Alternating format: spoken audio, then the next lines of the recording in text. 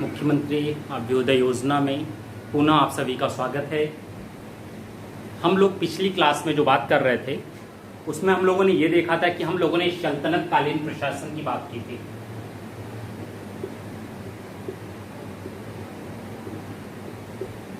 और इस प्रशासन में ये चीज देखा था कि कैसे सल्तनत कालीन सुल्तानों ने अपने प्रशासन को अधिकारों के सहित अनेक अधिकारियों में वितरित किया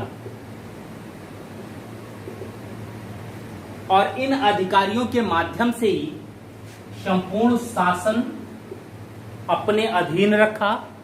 शासक अगर शक्तिशाली था तो उसने इन अधिकारियों पर नियंत्रण स्थापित किया। यदि सुल्तान अयोग्य हो गया तो ये अधिकारी स्वतंत्र हो जाते थे या स्वच्छंद हो जाते थे या यही निर्माता हो जाते थे सुल्तानों को बनाने वाले। ये चीजें हुई। हम लोग आज की क्लास में सल्तनत के स्थान पर मुगल कालीन शासन व्यवस्था की बात करेंगे, जिसमें हम लोग ये देखेंगे कि बाबर के समय, क्योंकि उसे बहुत ज्यादा समय ही नहीं मिला बाबर को, लेकिन फिर भी जो मिला उसमें बाबर ने कहीं ना कहीं अपने शासन को एक व्यवस्थित रूप देने की कोशिश की। तो भी रहा हो, थोड़े ही समय में कुछ न कुछ व्यवस्था दिया बाबर ने, और वही जो व्यवस्था थी उसी को हुमायूं ने आगे बढ़ाया। लेकिन 10 साल बाद शूरवंश स्थापित हो गया, द्वितीय अफगान वंश भारत में स्थापित हुआ। तो मुगलों की प्रारंभिक दौर में बाबर और हुमायूं के समय जो व्यवस्था स्थापित करने की कोशिश की गई वह व्यवस्था अस्थायी नहीं हो पाई। लेकिन हुमायूं के पश्चात जब व्यवस्था नहीं आती है समय अकबर का, तो अकबर ने एक ऐसी व्यवस्था दी प्रशासनिक जो आगे अस्थायी रही और जिसके सीमित रूप में जिसको हम आज भी देखते हैं। ठीक है, तो आज हम लोग बात करते हैं मुगल प्रशासन व्यवस्था की, और ये देखा जाए कि मुगलों के समय में प्रशासनिक व्यवस्था कैसे संचालित होती है, उसमें कैसे कैसे परिवर्तन हुए और कौन कौन से उसमें अधिकारी थे, उन अधिकारियों के कार्य क्या क्या रहे होंगे। चलिए, तो आज हम लोग मुगल कालीन केंद्रीय प्रशासन की बात करते हैं। मुगल कालीन केंद्रीय प्रशासन।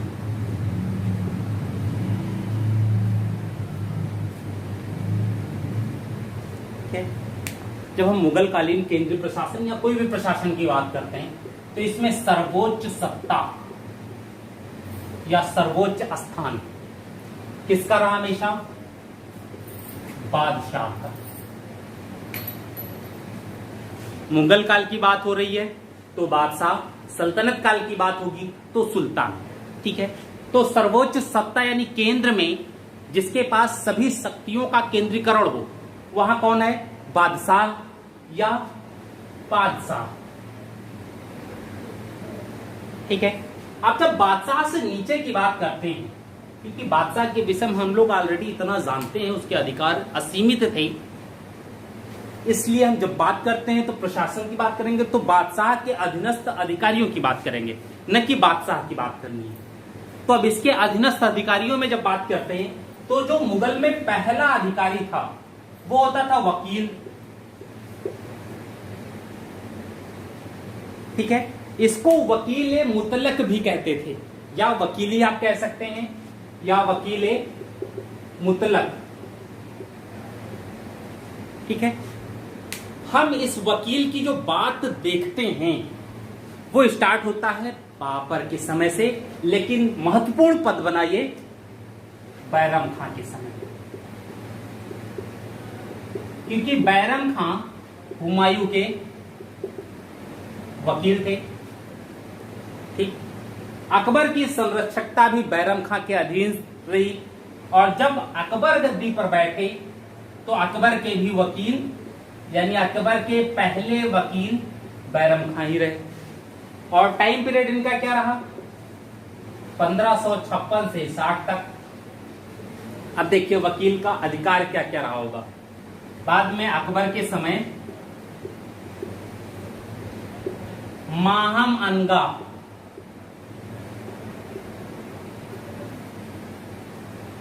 अनगा ये भी अकबर के समय वकील के पद पर रही हैं। इस वकील को हम लोग एज ए प्रधानमंत्री मान सकते हैं। ठीक है, इकलौती महिला हैं जो वकील के पद को सुशोभित किया। इकलौती शासिका थी, स्त्री शासिका, जिन्होंने सुल्तान के पद को सुशोभित किया।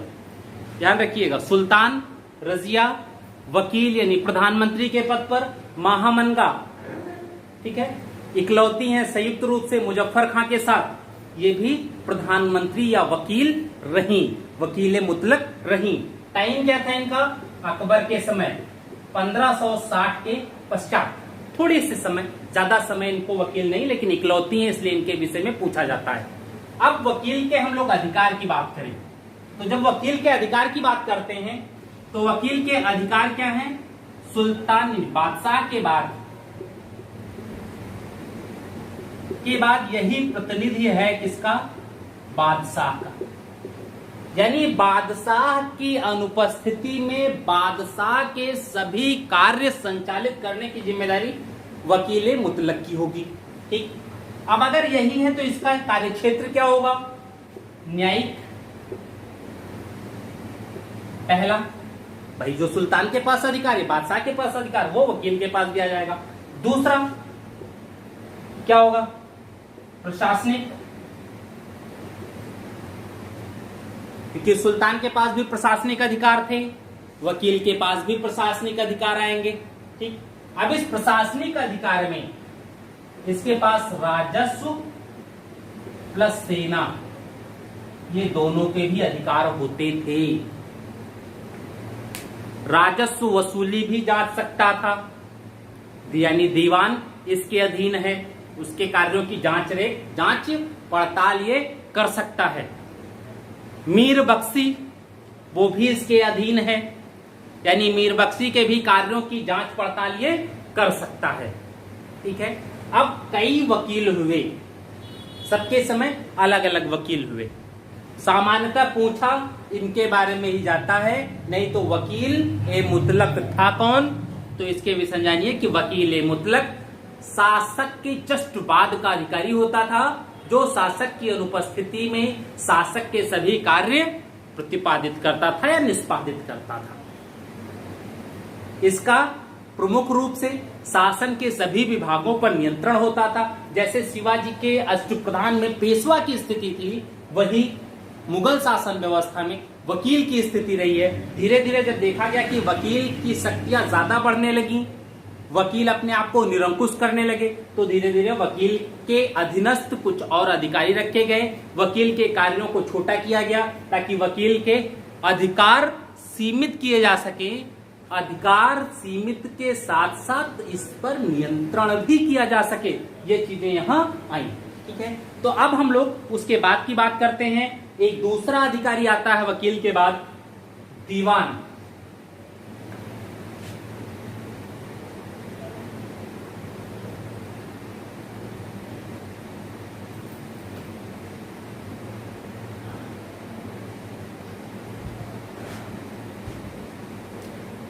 दीवान अशरफ,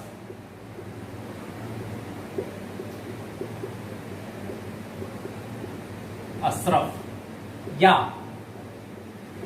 दीवान आला, दीवान अशरफ या दीवाने आला। ठीक है, दीवान से जैसे दीवान नाम आए सामने, मान लीजिए कि यह बंदा राजस्व से संबंधित होगा। दीवानी इत्यादि सुना ही होगा, कचहरी इत्यादि होती है, वहां क्या होते हैं मुकदमे? ज्यादातर राजस्व से संबंधित मुकदमे ही सुने जाते हैं दीवानी में। तो जब दीवानी में राजस्व से संबंधित, तो दीवान यानी राजस्व से संबंधित होगा, तो दीवान राजस्व से संबंधित है। इसके कार्य क्या हो सकते हैं? राजस्व की वसूली, आय व्यय पर नियंत्रण, उनकी लेखा जोखा, ये सारे काम होते थे। अब दीवान के पास भाई काम भी तो बहुत हो गया, सब चीजें पूरा वित्त मंत्रालय इसी के पास है, वसूली इत्यादि का भी ठेका सब इसी के पास है, किसको कितनी जागीर देनी है, किस व्यवस्था में किसको नियोजित करना है, सारा काम इसका है। मनसबदारी जागीरदारी व्यवस्था पर नियंत्रण, उसके अधीनस्थ कर्मचारियों पर नियंत्रण, मनसबदारों पर नियंत्रण, जागीरदारों पर नियंत्रण, ये सारा काम इसके अधीन है। नियंत्रण कैसे? राजस्व के क्षेत्र में, सैनिक क्षेत्र में नहीं है, सिर्फ और सिर्फ राजस्व के क्षेत्र में। जब नियंत्रण इत्यादि उनके पास राजस्व के क्षेत्र में है तो टोटल वित्तीय स्थिति इन्हीं के तो हाथ में होगी। तो उस नियंत्रण को स्थापित करने के लिए इनके पास कई अधिकारी भी होते थे। जैसे हम लोग एक चार्ट के माध्यम से समझ सकते हैं। दीवान, देखिए पहला अधिकारी दीवान तन,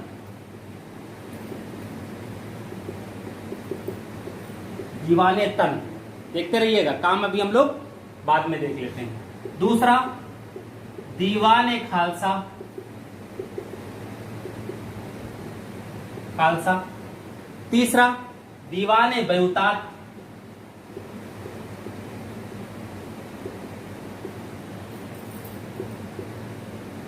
बयूतात। चौथा दीवाने मुस्तौफी,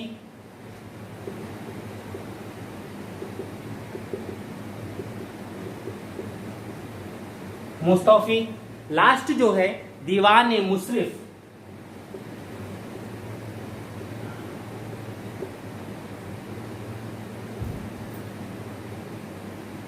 ठीक है। कितने हो गए? 1 2 3 4 5, यानी 5 ऐसे अधीनस्थ अधिकारी हैं जिनका काम है मुख्य दीवान यानी दीवाने अशरफ के कार्यों को निष्पादित करने में सहायता देना। अब इन सबके भी अपने अपने कार्य हैं। क्यों कार्य का बंटवारा किया गया? ताकि दीवान की भी शक्तियों को नियंत्रित किया जा सके। अगर दीवान की शक्तियों को नियंत्रित नहीं करेंगे, उसकी शक्तियां किसी एक ही व्यक्ति में केंद्रीकृत हो जाएंगी, तो किसी एक व्यक्ति के पास पूंजी का संग्रहण उस व्यक्ति के स्वतंत्रता की प्रवृत्ति को ज्यादा जन्म देगा। इसलिए दीवान की शक्तियों को नियंत्रित किया गया। दीवाने तन का काम क्या है? देखिए, वेतन संबंधी कार्य,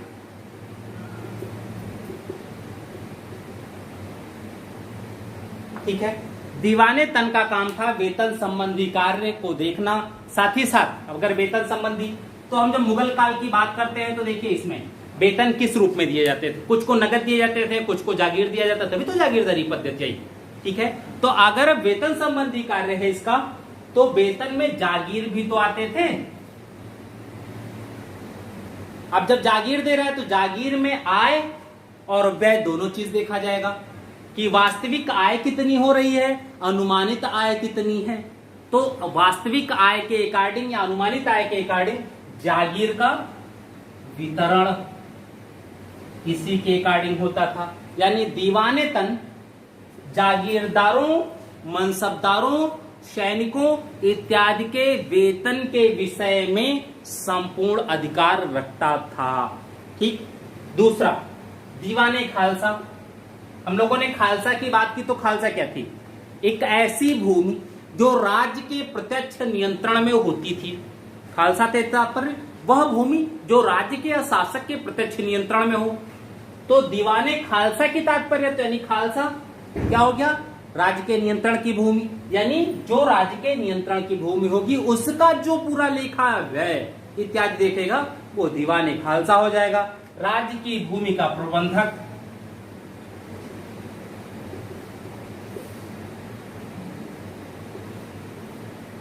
ठीक है। दीवाने बयूतात, ठीक है। इसका काम क्या है?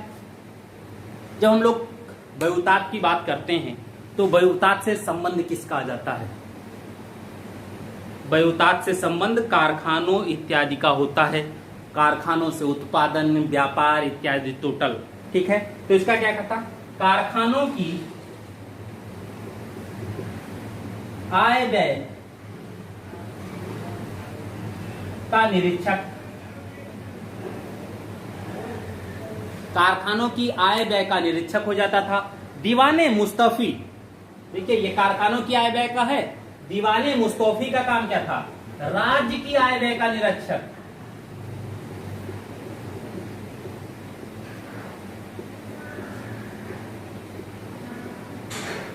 यानी महालेखा परीक्षक है। वर्तमान में जो महालेखा परीक्षक का कार्य है वही दीवाने मुस्तफी का मुगल काल के दौरान कार्य होता था। यानी उस समय का महालेखा परीक्षक दीवाने मुशरिफ। दीवाने मुशरिफ इसका काम क्या है? आय व्यय का महालेखाकार। यानी कितना आय हुआ, कितना व्यय हुआ, उन सभी का हिसाब किताब दीवाने मुशरिफ ही रखता था, अन्य किसी को काम नहीं था।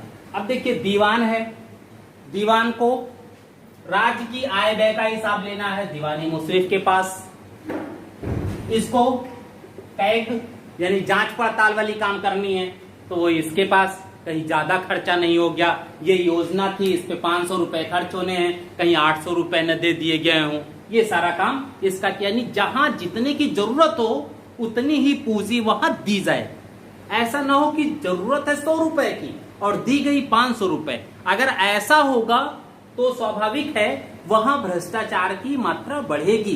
भाई आवश्यकता से ज्यादा दे दिया जाए तो व्यक्ति खर्चा भी ज्यादा करेगा, तो यहां ये चीज आ जाएगी। अब देखिए दीवाने बहुतात, इसका क्या क्या? कारखाने। मुगल काल में उत्पादन भी होता था, मुगल परिवार व्यय भी आयात निर्यात में भी संलग्न था, बाह्य व्यापार भी मुगल परिवार के सदस्य करते थे।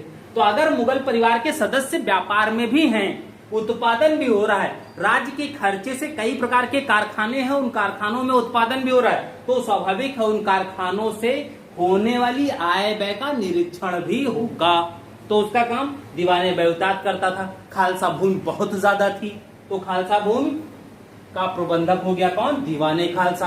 खालसा भूमि राज्य के नियंत्रण में रहने वाली भूमि होती थी, जो राज्य के प्रत्यक्ष नियंत्रण में होती थी। उस खालसा भूमि को राजा की आय मानी जाती थी। राजा चाहता तो उसमें जगीरदारी इत्यादि दे सकता था, जागीरदार भी दे सकता था उनको वेतन के रूप में। फिर दीवाने तन, इसका काम क्या था? वेतन संबंधी कार्य। जो भी कार्य होते थे वो सारे यही करता था, वेतन संबंधी। ठीक है, तो ये चीजें आ गई दीवान का दीवाने अशरफ या दीवाने आला के अधीन ये अधिकारी हैं। ठीक है, इनके ये कार्य हैं। नेक्स्ट जो आएगा हम लोगों का वो होगा मीर बख्शी।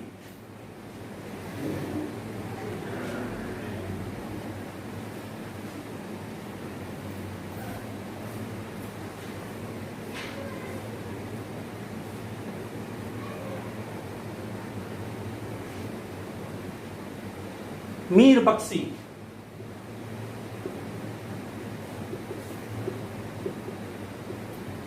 तीसरा प्रमुख अधिकारी। बख्शी, मीर बख्शी, जैसे ही बख्शी या मीर बख्शी से बात आए, मान लीजिए कि सेना से संबंधित हैं, यानी सेना का प्रमुख है लेकिन सेनापति नहीं है, सेनापति कोई और भी हो सकता है। इसका काम क्या है? सेना से संबंधित कार्य बहुत से होते हैं, वो सारा यही करेगा। देखिए मीर बख्शी, इसे एक और नाम दिया गया अफसर ए खजाना।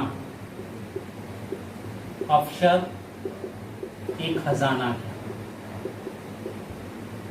ठीक है। अर्थात क्या खजाना से तात्पर्य जानते होंगे, बताने की जरूरत नहीं, यानी पैसा ढेर सारा जहां रखा जाता हो उसका अधिकारी है। ज्यादातर मीर बख्शी और दीवान ये केंद्र में एक दूसरे पर नियंत्रण का कार्य करते थे।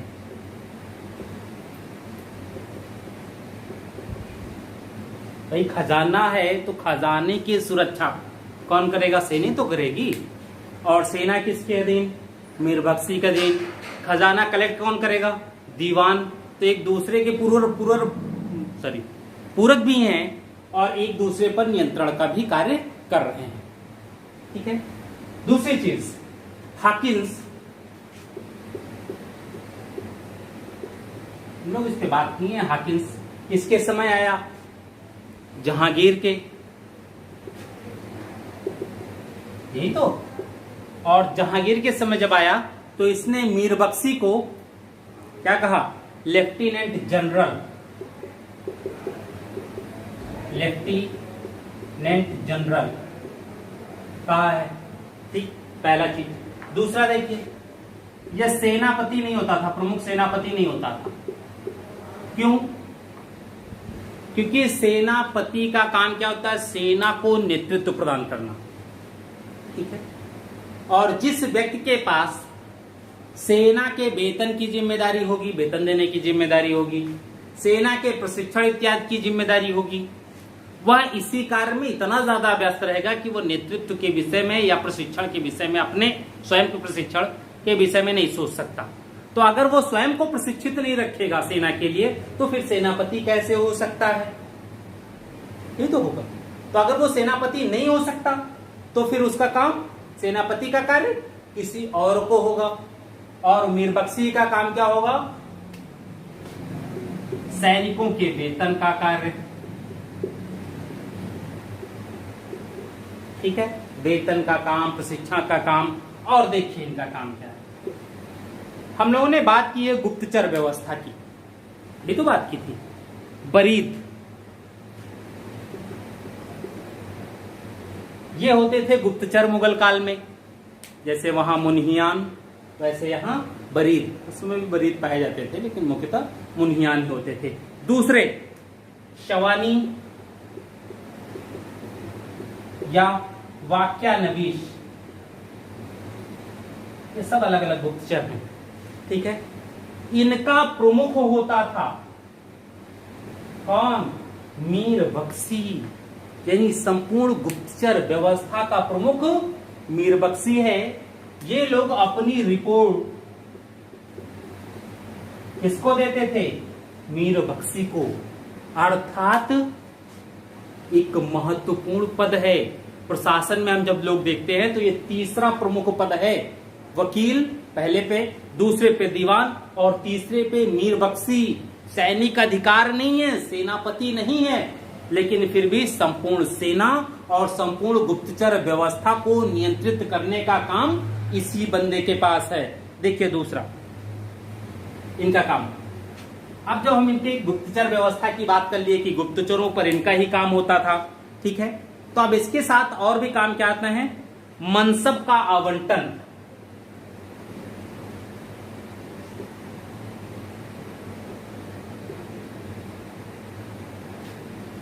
मुगल काल में अकबर के समय मनसबदारी व्यवस्था प्रयोग में आती है। अब मनसबदारी जब व्यवस्था आई तो मनसब का भी आवंटन होगा। मनसब में जब देखते हैं तो फजल के अनुसार 66 प्रकार के थे, लेकिन उन्होंने उल्लेख केवल 33 प्रकार के मनसबदारों का किया, और उसमें भी प्रमुखता उन्होंने 3 प्रकार के मनसब बताए।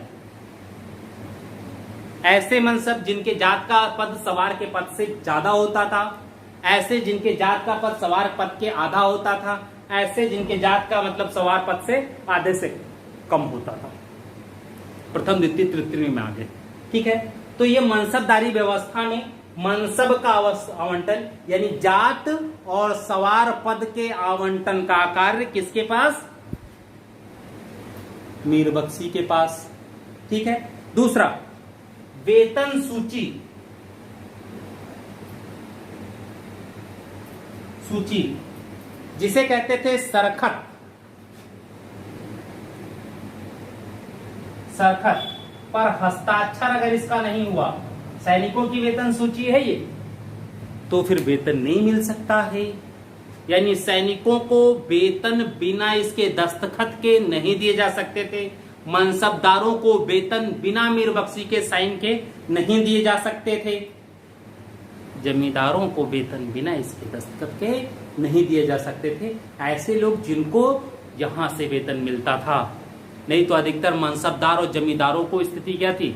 उनको जागीरदारी क्षेत्र या मनसबदारी क्षेत्र ही दिया गया, वहां से जो राजस्व मिलता था वही उनका वेतन हो जाता था। वो राजस्व उनके निर्धारित वेतन से ज्यादा हो या कम हो, हमारी हेडक है, शासन का नहीं। तो ऐसे में होता क्या था कि जमींदार जो हैं, क्योंकि स्थानांतरित भी होता था, पैतृक नहीं होता था इनका पद, तो वो लोग करते क्या थे? कहीं कहीं ज्यादा राजस्व वसूल कर लेते थे। ठीक है, नेक्स्ट हुआ मीरे सामा।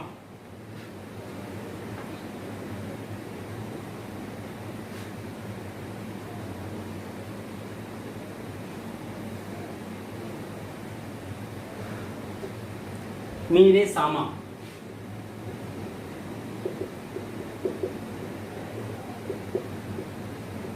मीरे सामा, ठीक है। यह जो पद है ये मुगलों की देन है और इसका कार्य क्या होता था? कारखाने का प्रमुख।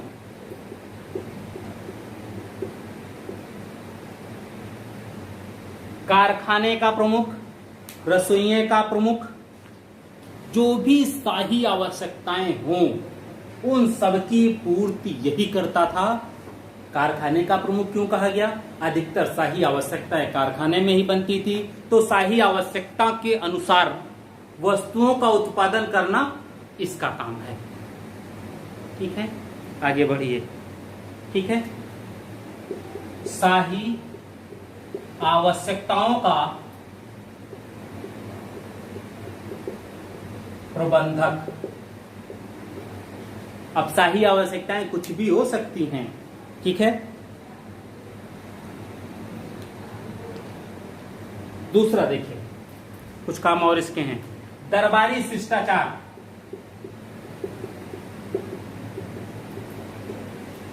सल्तनत काल में दरबारी शिष्टाचार किसके अधीन? अमीरे हाजिब के अधीन। यहां दरबारी शिष्टाचार किसके अधीन? मीरे सामा के अधीन। ठीक। शाही अंगरक्षक।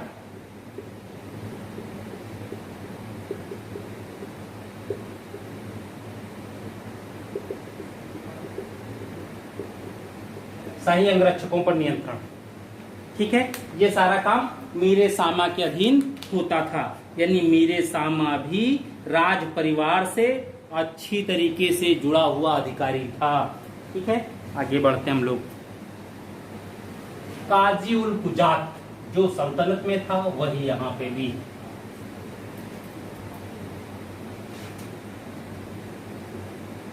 काजी उल कुजात, जो कार्य हम लोग सल्तनत में देख रहे थे वही कार्य यहां पर भी है। वहां पर भी ये न्याय व्यवस्था का प्रमुख होता था, यहां पर भी न्याय व्यवस्था का ही प्रमुख है।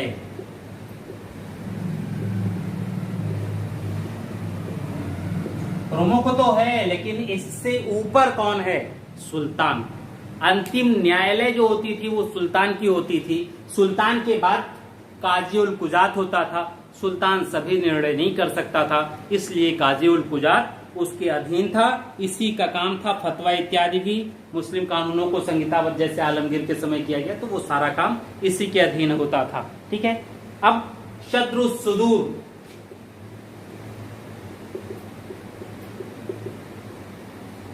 शत्रु सुदूर की बात हम लोगों ने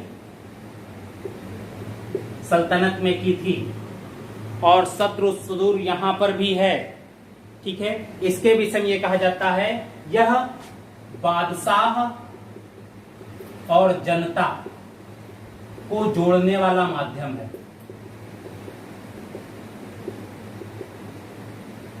यानी बादशाह इसी के माध्यम से जनता तक जुड़ते थे। ठीक है, शरा का प्रवर्तक यानी जो नियम है, कायदे हैं, उसका प्रवर्तक उलमाओं का प्रतिनिधित्व यानी उलमा का प्रतिनिधि माना गया है ये। ठीक है, इसके देखिए कार्य क्या क्या थे। पहला, शिक्षा व्यवस्था पर नियंत्रण। शिक्षा पर नियंत्रण करना, यानी शिक्षा दी क्या जा रही है? न्यू एजुकेशन पॉलिसी तो नहीं लागू हो गई है। अगर न्यू एजुकेशन पॉलिसी लागू हो गई तो उसका सिलेबस क्या होगा?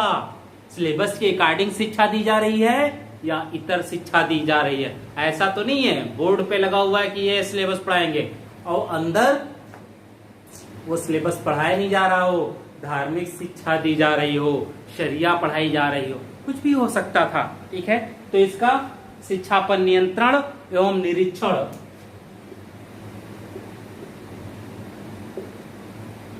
ठीक है, दूसरा क्या है? काजियों। देखिए, काजी कभी कभी ठीक होते थे, कभी कभी ये लोग स्वतंत्र व्यवहार करने लगते थे। अकबर जैसे शासक के खिलाफ भी फतवा जारी किया गया। ठीक है, काजियों, मुफ्तियों,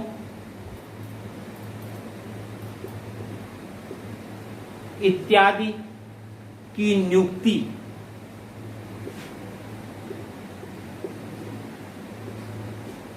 यानी धर्म के क्षेत्र में प्रत्येक नियुक्ति किसके पास? सदृश सुदूर के पास। थर्ड, दान विभाग का अधिकारी सदृश सुदूर ही है। बिना इसकी संस्तुति के किसी भी प्रकार का कोई भी दान नहीं दिया जा सकता था। अंतिम दान की अपील यही था, आपको फ्री की कुछ पानी है तो सदृश सुदूर के पास आपको जाना होगा। ठीक है, कौन किस लायक है उसको यह अपने हिसाब से दान इत्यादि देता रहता था। ठीक है, नेक्स्ट, दरोगा ए डाक चौकी।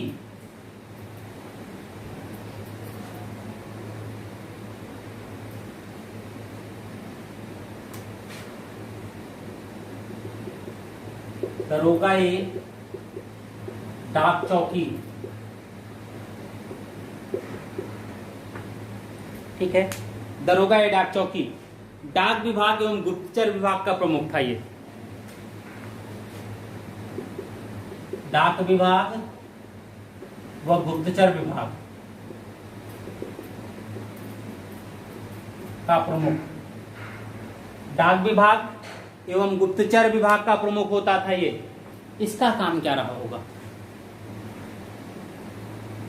सूचना ये मिलती है कि अकबर भी प्रतिदिन गंगा का पानी पीता था।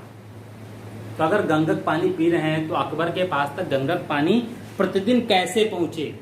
चिट्ठी पत्री कहां तक, सूचनाएं जो फरमान जारी हो रहे हैं वो सब कैसे पहुंचे? तो वो सब इसी का काम है। अब अगर डाकिये सब जा रहे हैं लेकर के तो स्वाभाविक है डाकियों को सूचना तो मिलती रहेगी। चिट्ठी पत्री लेके जा रहे हो तो पता चल रहा है किसके घर में क्या चीज है। सब पढ़े लिखे तो होते नहीं थे, तो बहुत से लोग आपसे ही पत्र पढ़वाने लगते थे। पहले की अभी 20 साल 30 साल पहले की आप चले जाओ डाकिया क्या, तो गांव में स्थिति होती थी आधे घर की चिट्ठी डाकिये पढ़ता था। कैसी चिट्ठी पता नहीं, तो डाकिया काफी घुला मिला होता था हर परिवार से, तो वो चीज होती थी। तो इसका भी काम गुप्तचर विभाग का था। नेक्स्ट, कोतवाल।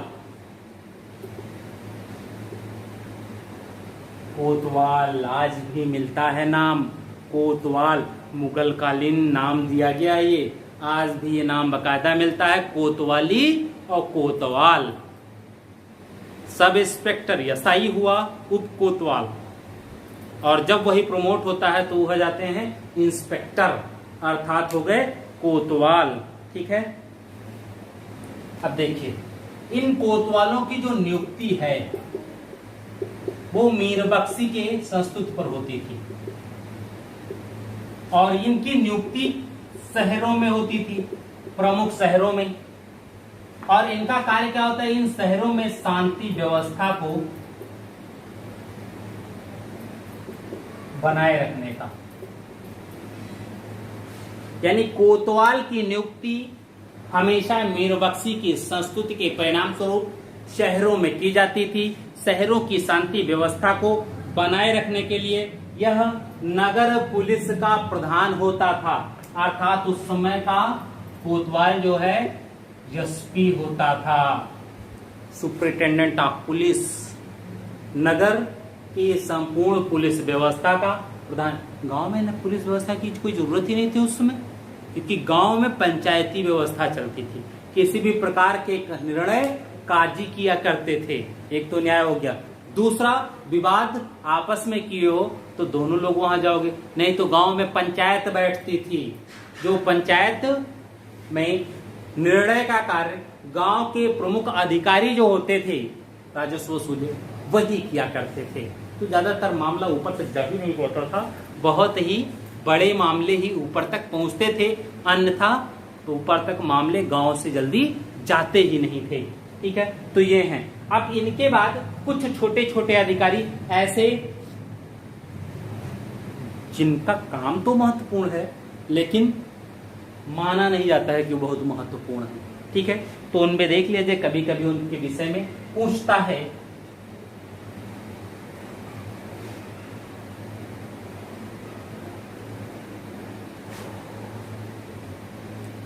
जैसे मीरबार,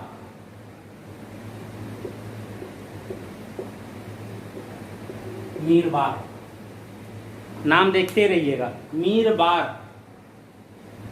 बार से तात्पर्य वन, वन अधीक्षक।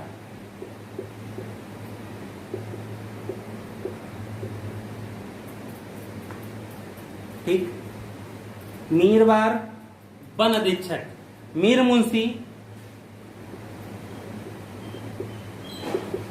मुंशी काम क्या था? मुंशी तो फिल्म देखे होगी पिछला, बहुत सी पुरानी फिल्म देखे होंगे, और उन पुरानी फिल्मों में हर फिल्म में मुंशी जरूर होते थे। उन मुंशियों का काम क्या होता था? जिसके मुंशी होते थे उसके संपूर्ण आय व्यय का लेखा जोखा करना। ठीक है, तो ये जो होता था ये सम्राट का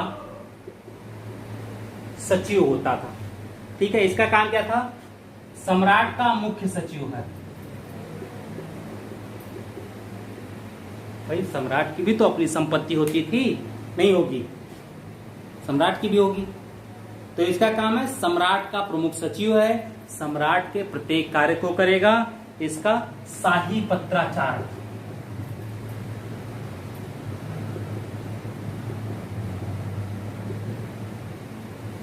सम्राट ने अपने आय व्यय के लिए किसको नियुक्त कर रखा है?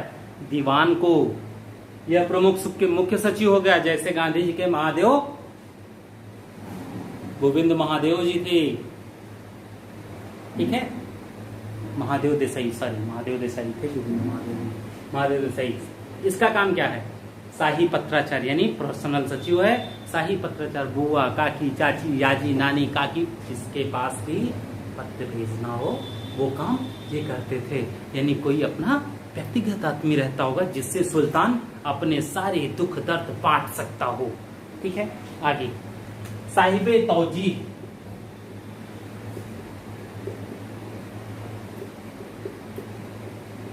साहिबे तौजीह,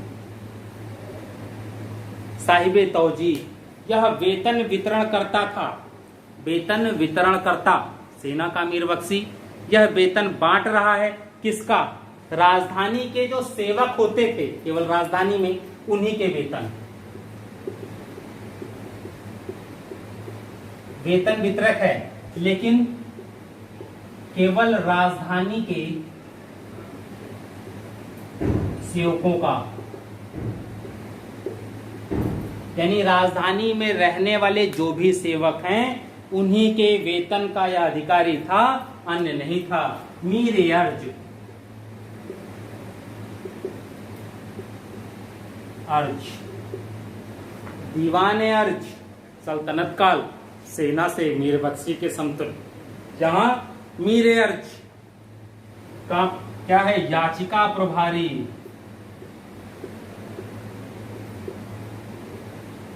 कोई भी पत्र वत्र आए, सामान्य जनता का क्या होता है, कोनो मंत्री जी आते हैं तो हर लोग अपनी मांग लेकर के पहुंच जाते हैं। तो ऐसे में सुल्तान के भी दरबार में बहुत से लोग पहुंचते होंगे, तो इसका क्या है? गेट अप खड़ा हो जाए, सुल्तान से नहीं मिल सकते, लाओ क्या मांग है, दो हमको। जैसे सिटी मजिस्ट्रेट साहब का काम रहता है, डीएम साहब को आप ज्ञापन देने पहुंचे हैं, डीएम साहब नहीं आते हैं, होता क्या? सिटी मजिस्ट्रेट को ही पकड़ाया जाता है, सामान्यतः वही ले लेते हैं ज्ञापन, और उस विज्ञापन का होता क्या है पता नहीं। ठीक है, अब देखिए इसके अलावा बहुत से अधिकारी हैं, लेकिन जरूरी नहीं है क्योंकि हर जगह से आता नहीं है। ठीक है, तो अब हम लोग इतना बहुत है। अब इसके बाद हम लोग प्रांतीय प्रशासन की बात करते हैं। प्रांत में कौन कौन से अधिकारी थे और उनका काम कैसे कैसे होता था।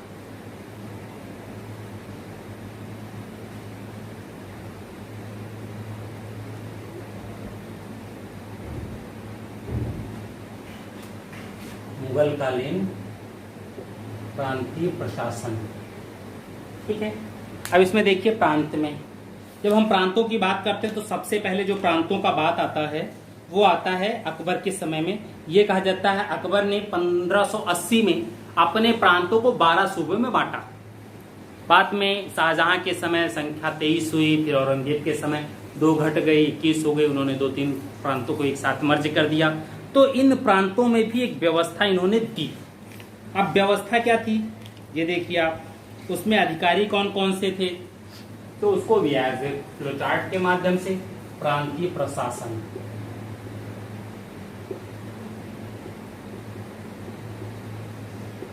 ठीक है।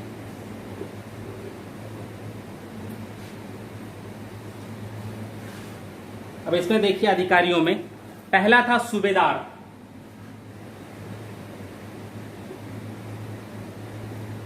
प्रांत का प्रमुख अधिकारी सूबेदार होता था। इसका काम क्या है? प्रांत में शांति व्यवस्था को बनाए रखने का। ठीक, राजस्व का काम नहीं है वसूली का, सिर्फ और सिर्फ इसका काम है प्रांत की शांति व्यवस्था को बनाए रखना। इसी को कहते थे नाजिम या सिपह सलार। नाजिम या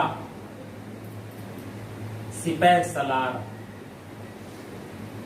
सूबेदार, सूबादार जो भी हो, ठीक है। इसके बाद आता था दीवान।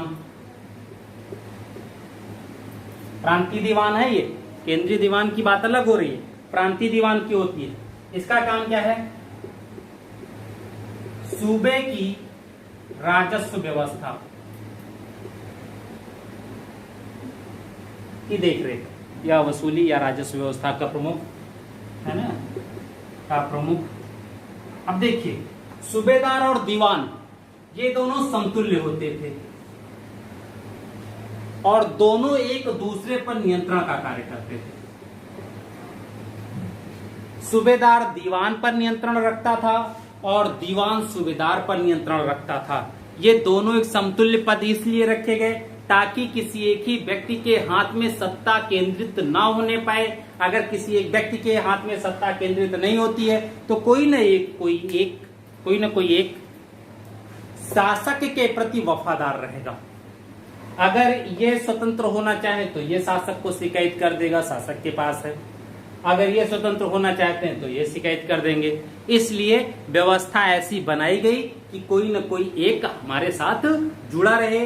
प्रांत में जो अधिकारी हों वो स्वतंत्र होने का प्रयास ना करें। इसीलिए औरंगजेब से पहले की स्थिति क्या थी? प्रांतों में अधिकतर विद्रोह या अलग होने की प्रवृत्ति नहीं दिखाई जाती है। ठीक है। इसके बाद आता है बख्शी। मीर बख्शी और बख्शी दोनों में अंतर क्या होगा? मीर बख्शी केंद्र में सेना के कार्यों को देखता है, बख्शी प्रांत में सेना के कार्यों को देखता है। ठीक है। सूबे में सेना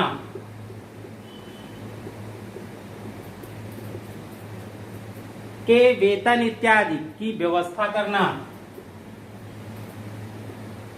व्यवस्था का प्रमुख। वेतन इत्यादि जो मीर बख्शी का काम था वही बख्शी का काम है। ठीक है। नेक्स्ट, वाकयानवीस। वाकयानवीस सूबे के गुप्तचर विभाग का प्रमुख होता था।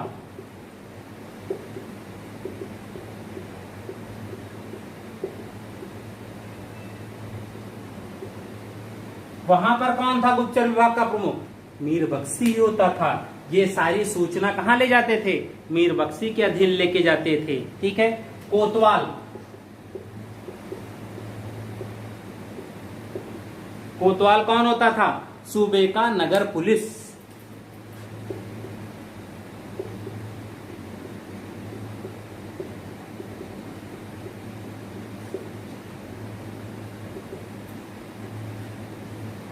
इसका काम क्या था? सूबे का नगर पुलिस अधीक्षक, यानी सूबे में जो भी नगर हैं वहां पर शांति व्यवस्था को बनाए रखने का काम कोतवाल। ठीक। मीर बहर,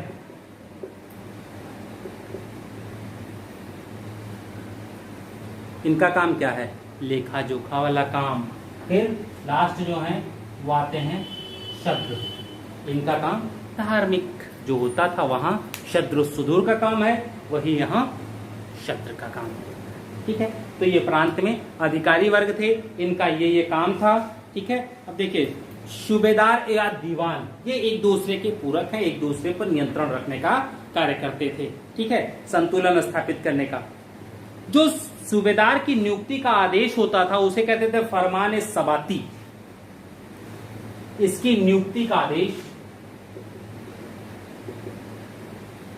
क्या होता था? फरमान ए सबाती। नियुक्ति कौन करेगा सूबेदार की? सुल्तान, बादशाह किसकी संस्तुति से? मीर बख्शी की संस्तुति से, क्योंकि सूबा का आवंटन करने वाला कौन? मीर बख्शी। और अगर सूबे का आवंटन करने वाला मीर बख्शी है तो संस्तुति कौन करेगा किसी के नाम की? मीर बख्शी। अब मीर बख्शी ने संस्तुति किसके पास की? बादशाह के पास। फरमान जारी हो जाने के बाद वह व्यक्ति सूबेदार हो जाएगा, लेकिन वहां पर जब जाएगा तो वहां नियंत्रण कौन करेगा? दीवान। ठीक है। और दीवान की नियुक्ति का आदेश जो होता था हस्बुल हुक्म कहलाता था।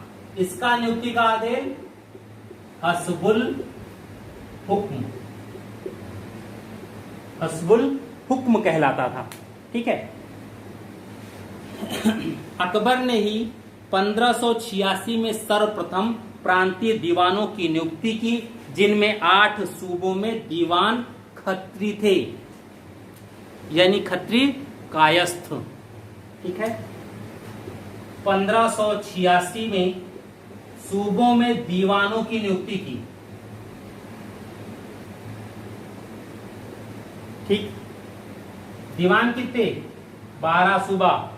यही तो था 1580 में 12, एक दो और बढ़ गए होंगे तो 16 हो गए, 13-14 हो गए। ठीक। इन 12 में से 8 दीवान खत्री, खत्री से तात्पर्य कायस्थ, अर्थात लाला लोग थे। वर्तमान जिनको हम कहते हैं श्रीवास्तव या लाला, तो वही थे। यानी इस समय तक, मुगल काल तक कायस्थों ने शिक्षा के क्षेत्र में, हिसाब किताब के क्षेत्र में सीए कर लिया था। इसलिए अधिकतर लेखा जोखा का काम, प्रमुख पद, लेखा जोखा से संबंधित जो भी प्रमुख पद थे वहां पर इन कायस्थों की नियुक्ति होने लगी थी। ठीक है। आगे हम लोग बढ़ते हैं। मुगल काल में प्रांतीय प्रशासन से नीचे सरकार।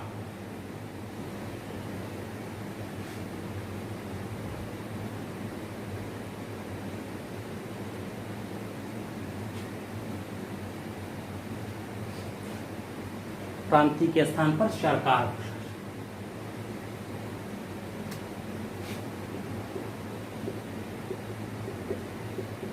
सरकार से तात्पर्य जब हम लोग बात करते हैं तो सरकार प्रांत से छोटी इकाई और जिले से बड़ी इकाई होती थी। ठीक है। उस समय परगने को कुछ इतिहासकारों ने यह माना कि जिला जैसी थी। आज परगना हम लोग तहसील को कहते हैं, उस समय कुछ इतिहासकार ये भी कहते हैं कि जो सरकार है यही जिला है।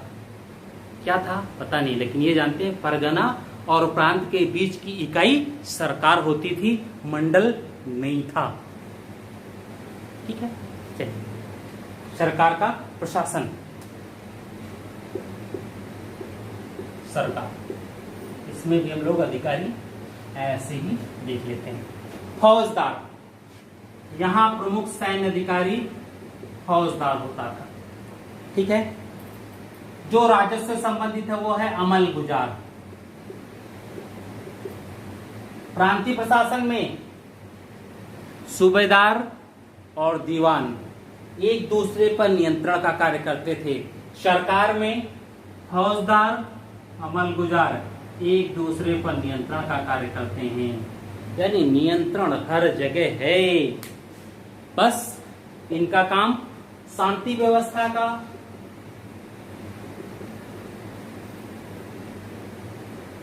और इनका काम राजस्व वसूली या इसका लेखा रखने का। ठीक है। अब इनके बाद जो आते थे वो आते थे बितिकची। बितिकची, ठीक है, एक नया पद है, देखिए बितिकची। इसका काम क्या था? भूमि एवं लगान संबंधी जो कागजात होता था उसका अधीक्षक होता था। ठीक है। भूमि और लगान संबंधी कागजात का रखवाला या अधीक्षक। भूमि एवं लगान संबंधी कागजात का अधीक्षक। ठीक है। अब इनके बाद जो आते हैं शव निहगार। शव निहगार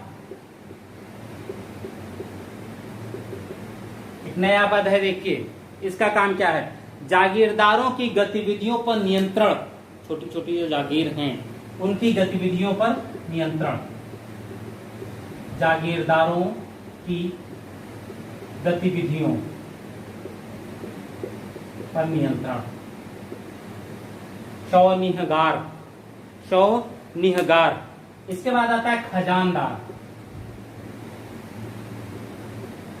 खजान, खजाना से संबंधित, ठीक है, सरकार का खजांची।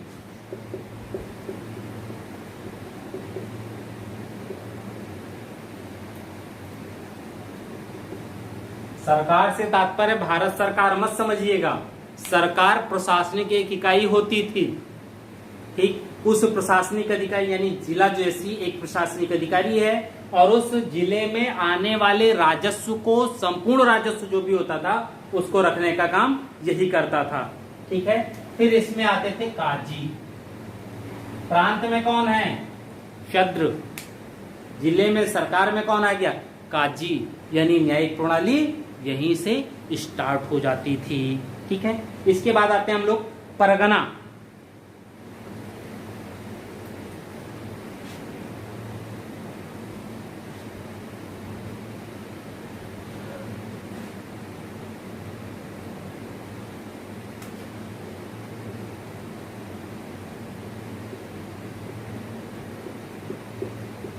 परगना, अब अधिकारियों की संख्या धीरे धीरे कम होने लगेगी, ठीक है। परगना देखिए यहां, शिकदार, दूसरा आमिल। शिकदार कौन? शांति व्यवस्था। आमिल कौन? राजस्व व्यवस्था। दोनों पर नियंत्रण एक दूसरे के द्वारा, ठीक है। ये तो हुआ। इसी आमिल को अकबर के समय करोड़ी कहा गया, यानी प्रत्येक परगने में एक आमिल, और उस आमिल का काम क्या है? उस परगने की आय को एकत्रित करना। यानी परगना कितना आय जनरेट करता था? 1 करोड़। क्योंकि 1 करोड़ आय जनरेट करता था, इसलिए आमिल को करोड़ी भी कहा गया, ठीक है। नेक्स्ट, फौजदार। फौजदार, इसका काम क्या है? परगने का खजांची, ठीक है। वहां खजांची कौन था? खजानदार। यहां फौजदार, परगने का खजांची,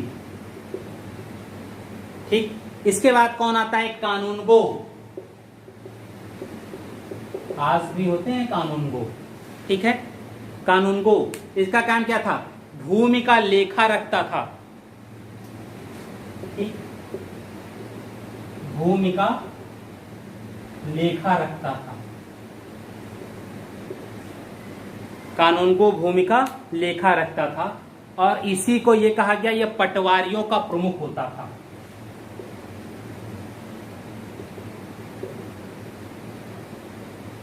आज भी यही स्थिति है। पटवारी मतलब लेखपाल, ठीक है। आज तो आप किसी लेखपाल को ही कह दो पटवारी साहब, जो नए वाले हैं तो शायद गुस्सा हो जाए, नाराज हो जाएंगे, ठीक। लेकिन कानूनगो साहब आज भी हैं। नायब तहसीलदार से जस्ट नीचे की प्रशासनिक इकाई जो है वो कानूनगो की होती है, और लेखपाल का अधिकारी कानूनगो ही होता है। सबसे पहला अधिकारी लेखपाल का, पटवारियों का यही होता है। कानूनगो जो भूमि का लेखा रखता था, ये फारसी में ही होता था, अन्य किसी भाषा में नहीं होता, ये ध्यान रखिए, ठीक है। अब गांव।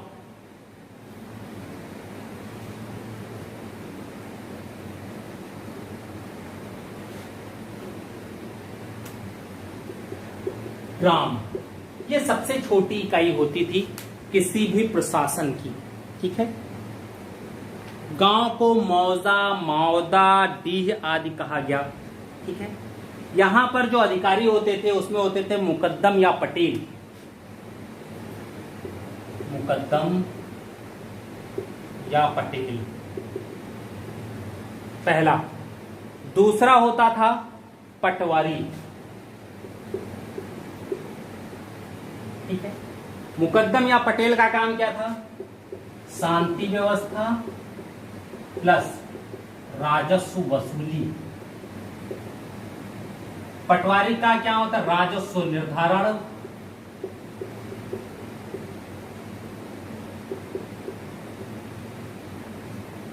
प्लस वसूली, इनके साथ मिलकर के, ठीक है, ये दोनों काम होते थे। कहते हैं मुकद्दम या पटेल का जो पद था ये वंशानुगत होता था, लेकिन इसे खरीदा बेचा भी जा सकता था, ये चीजें थी। तो यहीं मुगल प्रशासन खत्म होता है। अब हम लोग स्टार्ट करें आगे मराठा, तभी कुछ हो पाएगा। ऐसे मुगल प्रशासन में तो बहुत सी चीज़ें हैं, मनसबदारी, जमींदारी, ये सब चीज़ें हम लोग थोड़ा थोड़ा देख भी चुके हैं। आगे हम लोग अब बात करते हैं मराठा प्रशासन की। ये देखा जाए कि शिवाजी के समय में जो राष्ट्रप्रधान था, जो शिवाजी का मराठा प्रशासन था, वो कहाँ तक कैसे था और कितना अच्छा था, कितना खराब था, ये भी देख लेते हैं। ठीक है, तो आगे हम लोग बढ़ते हैं मराठा प्रशासन पर।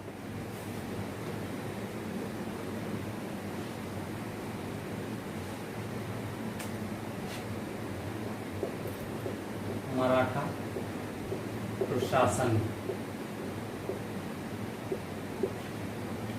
ठीक, अष्टप्रधान की बात होगी,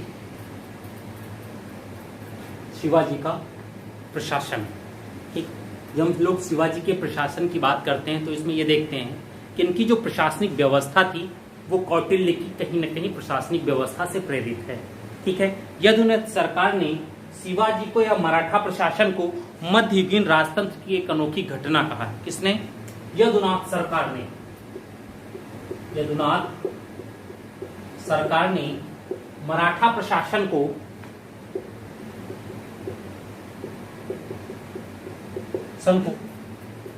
युगीन राजतंत्र की एक अनोखी घटना कहा। ठीक, अब देखिए समस्या क्या है। बुलजल्यू एक के अनुसार यह कहा गया 8 मंत्रियों की संस्था का गठन सर्वप्रथम बहमनी राज्य में मोहम्मद शाह प्रथम के द्वारा किया गया। ये बुलजले एक कहते हैं। दूसरी चीज, बुलजले एक 8 मंत्रियों की संस्था, मंत्रियों की संस्था का सर्वप्रथम गठन बहमनी राज्य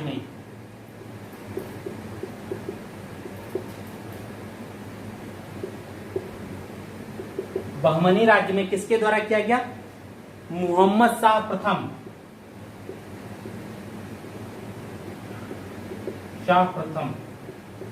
के द्वारा सर्वप्रथम किया गया। अब देखिए ये जो 8 मंत्रियों की, जिसे हम 8 अष्टप्रधान कहते हैं, ये सभी जो हैं छत्रपति के प्रति उत्तरदायी हैं, किसी अन्य अधिकारी के प्रति नहीं। इन सब पर नियंत्रण जो है छत्रपति का है, किसी और का नहीं। लेकिन इन सब में भी श्रेष्ठ जो है वो था पेशवा। लेकिन कब? छत्रपति की अनुपस्थिति में छत्रपति के कार्यों का निर्वहन करने वाला कौन? पेशवा है। तो 8 मंत्री हैं जो छत्रपति के प्रति उत्तरदायी हैं। तो अब हम लोग ये देखें कि वो 8 मंत्री कौन कौन थे और किसका क्या काम था। ठीक, और शिवाजी के समय किस व्यक्ति को कौन सा पद मिला। ठीक है, अष्टप्रधान में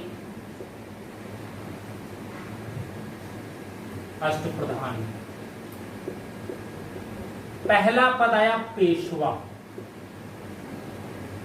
बाद में यही पेशवाई छत्रपति के अधिकार को छीन लेती है।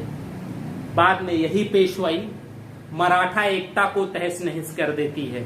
बाद में यही पेशवाई का पद मराठों के पतन का कारण भी बनता है। ठीक है, पेशवा हम वर्तमान प्रधानमंत्री जैसा इसे मान सकते हैं, या पंत प्रधान, जितने भी थे उन सबका प्रधान भी मान सकते हैं, या इसे हम उप राजा की उपाधि दे सकते हैं। उप राजा यानी राजा के बाद उप, जो राजा हो, राजा के बाद राजा के अधिकार को धारण करने वाला राजा की अनुपस्थिति में राजा के कार्यों को करने वाला कौन? पेशवा। ठीक है।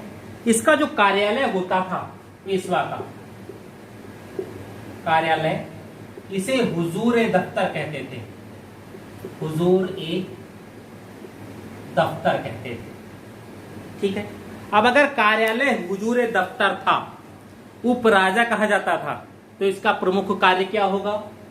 एक तो पहला, छत्रपति की अनुपस्थिति में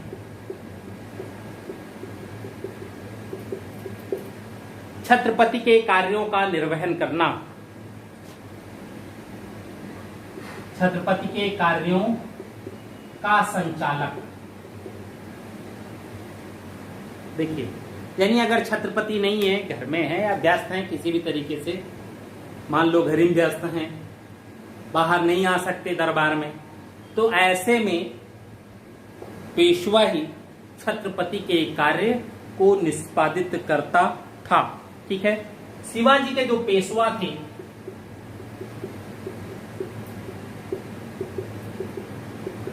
ये पेशवा मोरोपंत पिंगले, मोरोपंत पिंगले नाम अच्छा है, मराठी नाम है, ये ध्यान रखिएगा। इनको मोरोपंत त्र्यंबक भी कहते हैं। ठीक है। मोरे त्र्यंबक, मोरोपंत पिंगले पिंगले। ठीक है। अब देखिए, ये तो शिवाजी के हो गए। अब पेशवा क्या कहते हैं? अहमदनगर, अहमदनगर। ठीक है। अहमदनगर, अहमदनगर में पेशवा जो एक उपाधि होती थी, पद नाम होता था। अहमदनगर में पेशवा एक उपाधि होती थी। मराठा प्रशासन में पेशवा क्या है? एक पद है, जबकि अहमदनगर में पेशवा क्या है? एक उपाधि है। उपाधि और पद में डिफरेंस तो हो ही गया काफी ज्यादा। ठीक है। तो एक उपाधि, एक वो। अब ये जो उपाधि थी, ये भी दो लोगों को मिली हुई थी, अहमदनगर में कार्य करने वाले लोगों। भाई अहमदनगर में जब पेशवा उपाधि है, तो वो उपाधि भी किसको मिलेगी? उन व्यक्तियों को जो अहमदनगर में कार्य करें। सबको मिल सकती है, सबको तो नहीं दे सकता। वो अपने अधीनस्थ कर्मचारियों को ही पेशवा की उपाधि प्रदान करेंगे। अब उसमें कौन कौन आए? कान्होजी नरसी, कान्होजी नरसी, ये भी पेशवा थे, उपाधि थे इनकी। दूसरे मलिक अंबर,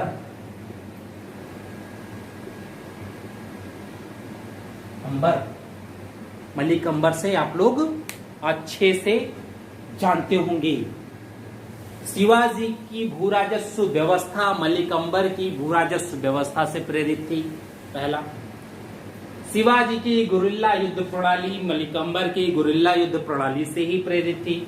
तो काफी कुछ चीजें शिवाजी ने मलिक अंबर से सीखी, ठीक, और उनको अपने प्रशासन का अंग बनाया। तो पहले पेशवा, जिसे प्रधानमंत्री, पंत प्रधान या उपराजा कहते थे, इसके कार्यालय को हुजूर दफ्तर कहा जाता था। काम क्या था इसका? छत्रपति की अनुपस्थिति में छत्रपति के कार्यों का संचालन। शिवाजी के पेशवा थे मोरोपंत पिंगले। ठीक है, आगे बढ़ते हैं। पहला पद पेशवा हो गए। दूसरा पद, ठीक है, मजूमदार या अमात्य। दूसरा, मजूमदार या अमात्य। इनका काम देखिए क्या है।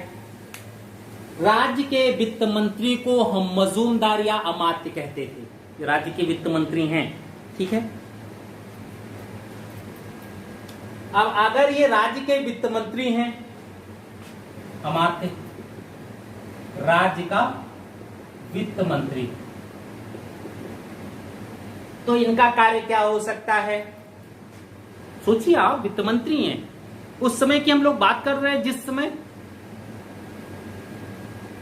व्यवस्था स्थिति को प्राप्त कर रही थी, वर्तमान स्थिति को धीरे धीरे प्राप्त करने की कोशिश कर रही है। धीरे धीरे चीजें अलग होंगी, किसी एक व्यक्ति के द्वारा पूरी व्यवस्था सेटल हो रही है, तो उसमें नाम इत्यादि भी हो सकते हैं। तो अगर हम लोग आज के वित्त मंत्री की बात करें तो उसका क्या है, संपूर्ण आय व्यय का लेखा जोखा रखना। उस समय की वित्त मंत्री का काम क्या होगा, संपूर्ण आय व्यय का लेखा जोखा रखना, या राजस्व विभाग का अधीक्षक, राजस्व विभाग का अधीक्षक। ठीक। अब शिवाजी के समय था कौन वित्त मंत्री, शिवाजी के समय वित्त मंत्री था कौन, नीरो नीलकंठ या रामचंद्र नीलकंठ की नियुक्ति हुई थी इस पद पर। नीरो नीलकंठ या रामचंद्र नीलकंठ, ये शिवाजी के समय नियुक्ति की, अर्थात इस व्यक्ति ने अर्थशास्त्र अच्छे से पढ़ा होगा, तभी तो इतने महत्वपूर्ण पद पर पहुंचा। ठीक है। दूसरे जो पद आता है, सुरनवीस या सचिव। तीसरा सुरनवीस या सचिव, पेशवा अमात्य सचिव, ध्यान रखिए, पेशवा मजूमदार सुरनवीस, पेशवा अमात्य सचिव, पेशवा मजूमदार सुरनवीस। ठीक है। यह शाही पत्र व्यवहार,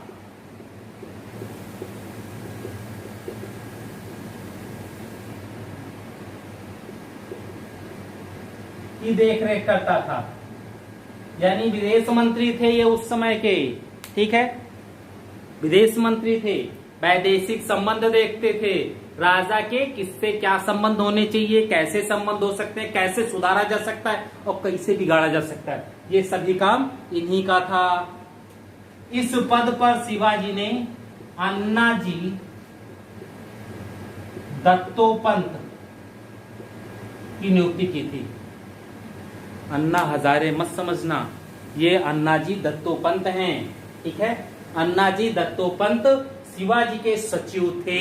ये पूछे गए हैं इसीलिए कौन है, ये कोई विशेष जरूरी नहीं है। ठीक है। कौन शिवाजी के समय था, ये अभी जल्दी में ही पूछा गया, मिलाओ कौन किस पद पर था, तो ये समस्या आ जाती है। ठीक है। इसके बाद दबीर या सुमंत, चौथा दबीर या सुमंत, दबीर या सुमंत आ गए। ठीक है। इनके विषय में कहा जाता है ये विदेश या राष्ट्र मंत्री थे। ठीक है। विदेश या राष्ट्र मंत्री थे। इनका काम क्या था, शिवाजी के को यह बताना किससे कैसे संबंध रखने हैं, किसको कैसे विजित किया जा सकता है, किससे अधिक से अधिक राजस्व की वसूल कर सकते हैं, ये टोटल चीज। शिवाजी के समय दबीर या सुमंत के पद पर रामचंद्र पंत की नियुक्ति हुई। रामचंद्र पंत की नियुक्ति हुई। ठीक। एक है रामचंद्र नीलकंठ, क्या थे, अमात्य थे। एक है रामचंद्र पंत, क्या है, दबीर। ठीक है। नेक्स्ट आगे बढ़ते हम लोग।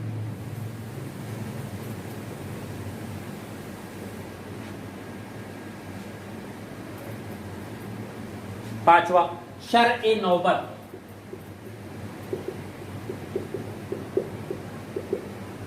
शर-ए नौबत। ठीक। ये पांचवें हैं। इनका काम क्या है, सेनापति होता था। शर-ए नौबत सेनापति है। सेनापति काम तो आप जानते ही होंगे। ठीक है। सेना का नेतृत्व करना, सेनापति का काम सेना का नेतृत्व करना। ठीक है। इस पद पर शिवाजी ने हम्बीर राव मोहिते की नियुक्ति की। शिवाजी के समय हम्बीर राव मोहिते सेनापति के पद पर थे। ठीक है। ये पांचवा हो गया। छठवा वाक्यानवीश या मंत्री। वाक्यानवीश या मंत्री, वाक्यानवीश हम लोगों ने वहां पे भी देखा था। मुगल काल में वाक्यानवीश कौन? गुप्तचर विभाग को देखता था। यहाँ वाक्यानवीश एक मंत्री है जिसका काम है छत्रपति की प्रतिदिन की गतिविधियां एवं दरबार की घटनाओं का विवरण लिखता। ठीक है, यही गुप्तचरों का भी प्रधान था, ध्यान रखिए। पहला गुप्तचरों का प्रधान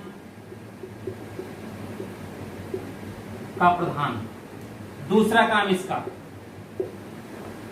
ठीक, राजा की प्रतिदिन की, यानी राजा की प्रतिदिन की गतिविधियों एवं दरबार की घटनाओं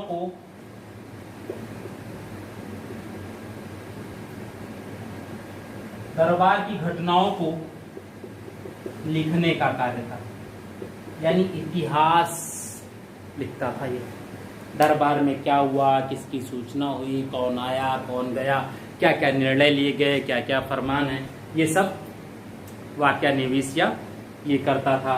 इस पद पर जो नियुक्ति हुई त्र्यंबक, दत्ताजी त्र्यंबक की, ठीक, दत्ताजी त्र्यंबक की नियुक्ति हुई।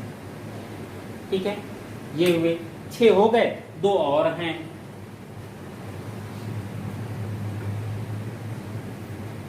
दत्ताजी त्र्यंबक, ठीक है। अब देखिए 6, 7वां। अब 2 बचेंगे, कौन कौन? एक तो पंडित राव और दूसरा न्यायाधीश। ठीक है, पंडित राव या दाना अध्यक्ष,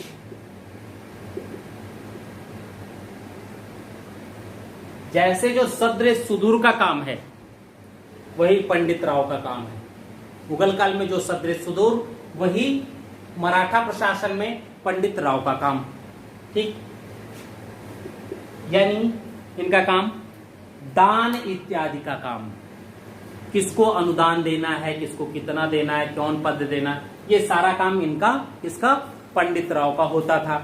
इस पद पर रघुनाथ राव पंडित की नियुक्ति हुई। रघुनाथ राव पंडित की नियुक्ति की गई इस पे। ठीक है, पंडित राव के पद पर। अब जो अंतिम पद बचता है वो बचता है न्यायाधीश।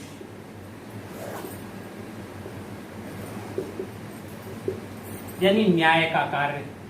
अंतिम न्याय की अदालत छत्रपति ही होता था, लेकिन छत्रपति से नीचे न्याय की अदालत न्यायाधीश का होता था। इस पद पर शिवाजी ने नीराजी राव जी की नियुक्ति की। नीराजी राव जी की नियुक्ति की गई। ठीक है, अब इन 2 पदों को अगर हम छोड़ दें, इन 2 पद को छोड़ दिया जाए, तो अन्य जितने भी हैं सभी को सेना का नेतृत्व करना पड़ता था, सिर्फ इन 2 को छोड़ करके। ये 2 लोग सैनिक नेतृत्व या सैनिक अभियानों पर नहीं जाते थे। इन 2 को छोड़कर अन्य जितने भी पद हैं 6, वो सभी सैन्य कुशलता भी रखते थे। किसी भी सैन्य अभियान पर उन्हें सेना का नेतृत्व करना पड़ सकता था। वो सैनिक होते थे, नेतृत्वकर्ता होते थे, सेनापति भी हो सकते थे। यानी सैनिक और प्रशासन दोनों को शिवाजी ने एक ही व्यक्ति में मर्ज किया। ठीक है, तो इसमें आते हैं अब इनके विषय में थोड़ी सी और बात।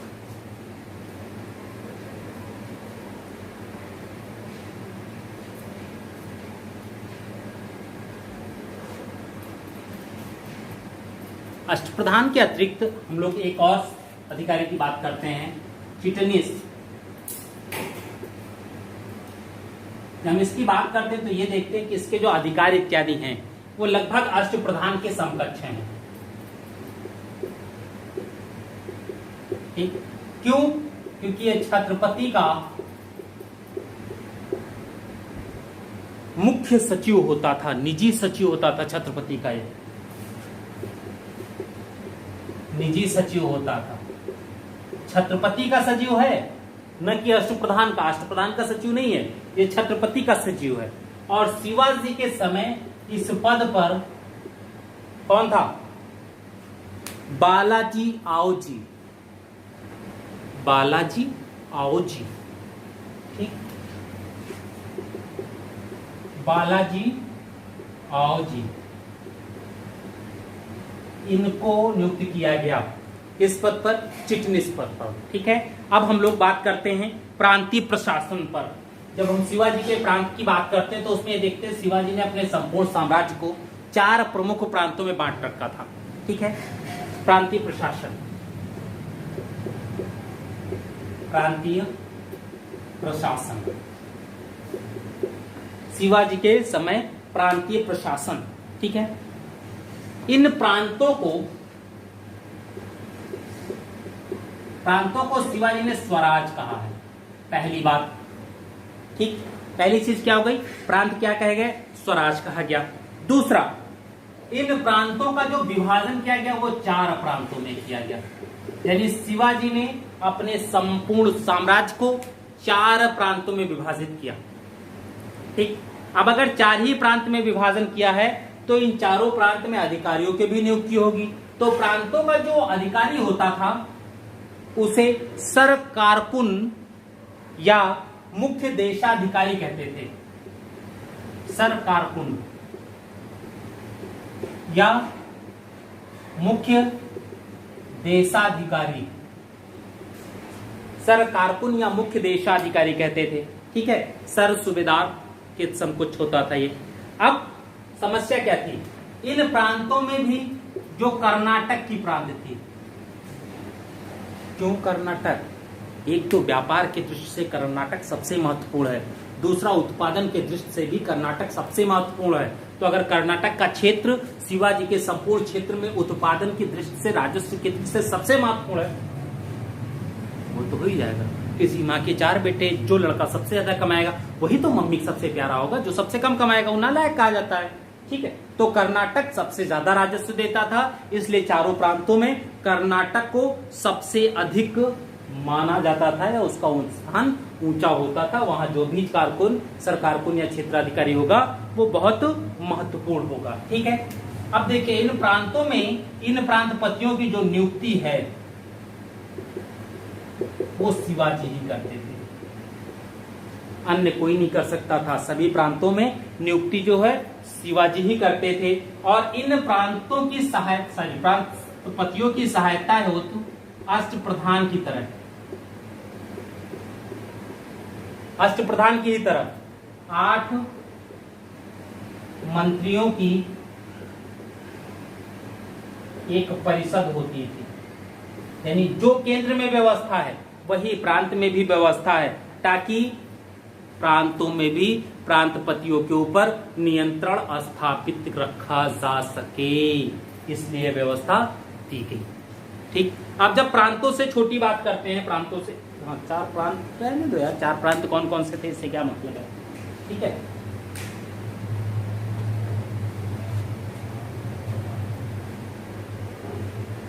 प्रांतों से जब नीचे बात आती है तो आती है महल की। महल, इसी को यहां जिला कहा गया।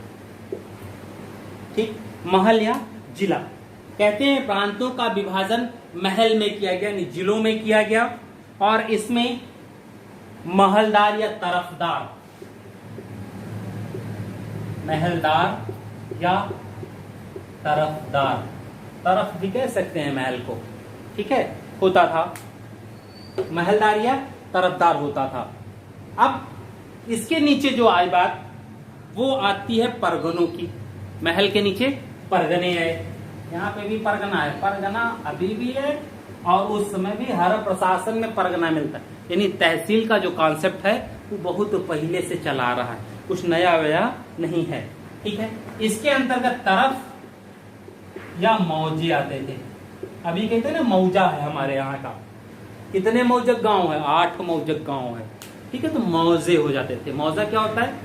ऐसी इकाई जहां पर 8, 10, 20 परिवार एक ही जगह, एक क्षेत्र विशेष में स्थापित हो, रहते हैं, तो उसको मौजा कह दिया। जैसे वर्तमान ग्राम सभा में क्या होता है? जरूरी तो है नहीं कि एक ही जगह पे टोटल लोग इकट्ठा बसे हुए हों और उसको ग्राम सभा बना दिया जाए।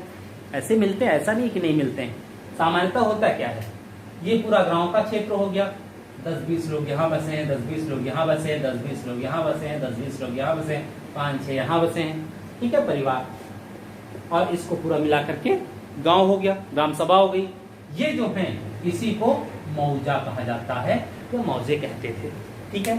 तो परगना में तरफ और मौजे जो होते थे, कई तरफ या परगने मौजे मिलकर के परगना बन गया, ठीक। और परगनों का जो प्रमुख होता था उसे कहते थे मामलातदार। लातदार, लात याद रखना, मुगल काल में जो लात मारता था उसको परगने का अधीक्षक कहते थे, ठीक है। अब मौजे आए, भाई यहां परगना कब मिला, जब कई तरफ या मौजे मिले तभी तो परगना बना। तो परगने की सबसे छोटी इकाई कौन हो जाएगा, मौजा। यहां मौजा गांव से भी नीचे की इकाई है, ग्राम सभा से नीचे की इकाई है।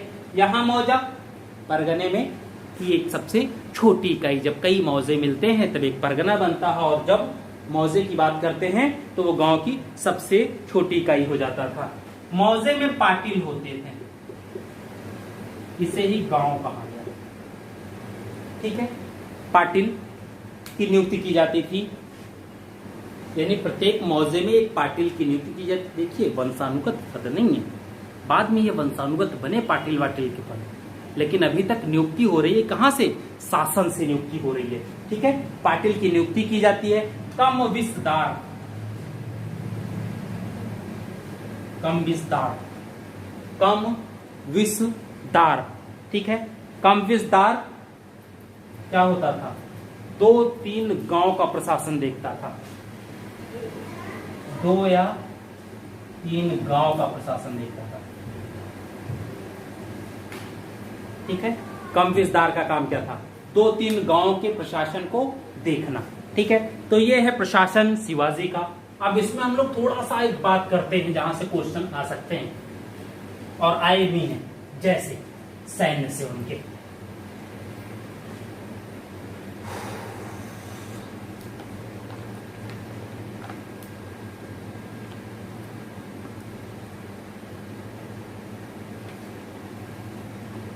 ठीक, शिवाजी के समय दुर्ग प्रशासन अलग था। कहते हैं लगभग 250 दुर्ग शिवाजी के नियंत्रण में थे, ठीक है। अब इन दुर्गों में भी एक प्रशासन किया गया, इसमें भी अधिकारियों की नियुक्ति की गई। और दुर्ग कब नियंत्रण में रह सकता था, जब वहां के जो अधिकारी नियुक्त किए जा रहे हैं वहां पर प्रत्येक पर नियंत्रण हो एक दूसरे का। तो यहां 3 अधिकारियों की नियुक्ति की गई, हवलदार, सबनिश,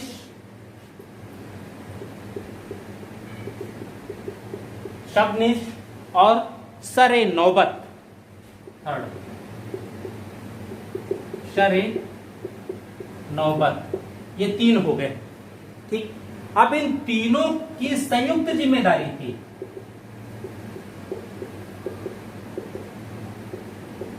किसकी, दुर्ग की सुरक्षा का। अगर तीनों की संयुक्त जिम्मेदारी हो गई दुर्ग की सुरक्षा का, तो स्वाभाविक है तीनों संयुक्त होकर के दुर्ग की सुरक्षा करेंगे। तो ऐसे दुर्ग को विजित जल्दी नहीं किया जा सकता, क्योंकि प्रत्येक के अलग अलग हैं। इसीलिए औरंगजेब शिवाजी के बहुत से दुर्गों को विजित जल्दी नहीं कर पाया, ठीक है। उन्हीं के समय अभी जल्दी आया था तानाजी मालसुरे की फिल्म, अजय देवगन थे, तो देखिए एक से वीरता का दिखाया है, ठीक है। तो ये चीजें थी दुर्ग प्रशासन में। अब आ जाइए, एक नौसेना भी शिवाजी ने रखी हुई थी, ठीक है, शिवाजी ने। तो नौसेना पे विशेष बात नहीं करते हम लोग, सीधे सीधे शिवाजी की सैन्य व्यवस्था पे आ जाते हैं, क्योंकि शिवाजी की सैन्य व्यवस्था से अधिकतर प्रश्न आए हैं। हाँ, ये है कि शिवाजी के जो नौसैनिक अड्डे थे वो जान जाइए, नौ सैनिक अड्डे शिवाजी के।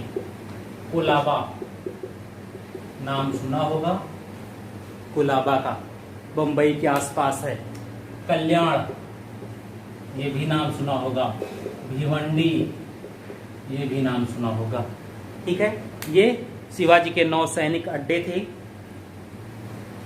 ठीक है, कोलाबा का कहते हैं जलबेड़ा का केंद्र था, और पहला जो युद्धपोत बिना उसका नाम गुहराब या गुराब कहा गया। गुराब सियार, पाल, मंजुहास, गलगित या मंचवा तोपों से लैस युद्धपोत थे। ठीक है, अब शिवाजी की सैन्य व्यवस्था।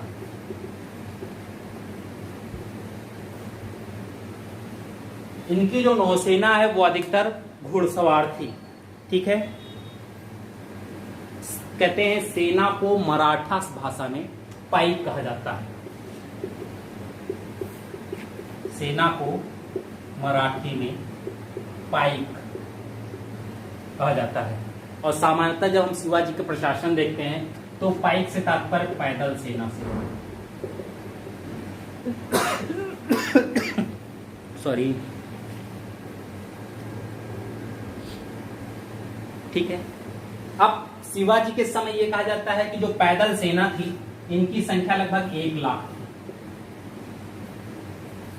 शिवाजी की पैदल सेना की संख्या 1 लाख थी, लेकिन शिवाजी की सेना का मुख्य आधार, इनकी सेना का मुख्य आधार घुड़सवार सेना थी। ठीक, और घुड़सवार सेना में जब देखते हैं तो यहां पर भी 2 प्रकार के मिलते हैं। कौन कौन? एक मिलते हैं बरगीर या पागा, और दूसरे मिलते हैं शिलेदार या सिलेदार। ठीक, बरगीर कौन से थे? ऐसे घुड़सवार सैनिक जिन्हें वस्त्र, अस्त्र, शस्त्र राज्य द्वारा दिए जाते थे। ठीक, सिलेदार कौन थे? ऐसे सैनिक जो वस्त्र, अस्त्र, शस्त्र स्वयं लाते थे। ठीक, ये राज्य द्वारा ये स्वयं ला रहे हैं, तो इसकी वजह से इनका जो वेतन है वो इनकी अपेक्षा ज्यादा होता था। इसकी अपेक्षा बरगीर सैनिकों की अपेक्षा शिलेदार सैनिकों का वेतन ज्यादा होता था, और कहा गया है यही घुड़सवार सेना शिवाजी की घुड़सवारी सेना की महत्वपूर्ण चीज थी। ठीक है, तो ये इनका प्रशासन है, और हमें लग रहा है कि पर्याप्त है, क्योंकि बहुत ज्यादा हम लोग जाएंगे डीप में तो समय बहुत ज्यादा जाएगा, और इतना समय है नहीं, तो हम लोग जब ऑफलाइन क्लास करेंगे कभी तब चालू करेंगे। ठीक है, तो आज के लिए बस इतना ही। मुख्यमंत्री अभ्युदय योजना से जुड़ने के लिए आप सभी का हार्दिक स्वागत और बहुत बहुत धन्यवाद। Thank you.